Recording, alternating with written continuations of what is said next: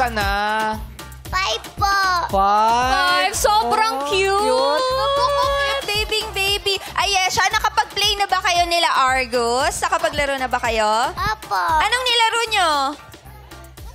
Kahit ano po. Kahit Ano po, baka nagtakbuhan din sila. Oo. Na kayo mga kids nagtatakbuhan. Yes, habol-habulan. Nakapaghabol-habulan na kayo nila Argus? Opo. Yay! Opo. Excited ka na ba, Ayesha? Ano po?